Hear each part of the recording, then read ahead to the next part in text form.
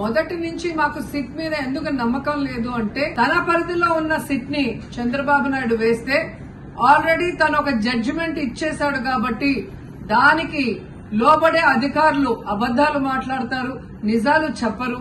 ఎందుకంటే ఈ రోజు సిట్ లో వేసిన అధికారి అడిషనల్ డీజీ, ఆయన కన్నా పెద్ద ర్యాంక్ లో ఉన్న టీటీడీ ఈఓ, మరి ఐఏఎస్ ఆఫీసరు మొదట మాట్లాడిన స్టేట్మెంట్ కి చంద్రబాబు నాయుడు గారు అబద్దం చెప్పిన స్టేట్మెంట్ తర్వాత మాట్లాడిన దానికి తేడా చూస్తేనే ఈ సిట్ అనేది సిట్ అండ్ స్టాండ్ కి తప్ప దేనికి పనికిరాదనేది అర్థమైంది. అందుకే మేము మొదటి నుంచి అడిగాము, సుప్రీంకోర్టులో విచారణ జరగాలి, సిబిఐకి డైరెక్షన్ ఇచ్చి విచారిస్తే ఖచ్చితంగా మత కల్లోలాలు సృష్టించాలనుకున్న చంద్రబాబు నాయుడు అనుకో అందరికీ కూడా బుద్ధి చెప్పే అవకాశం దొరుకుతుందని.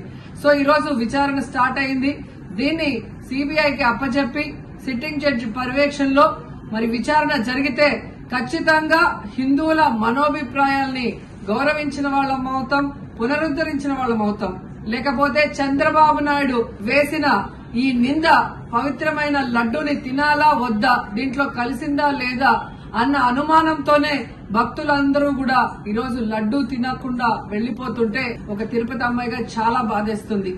ఈ రోజే అలగర్ కోయిల్ మదురై దగ్గర మరి దక్షిణ తిరుమల చాలా పవిత్రమైన టెంపుల్.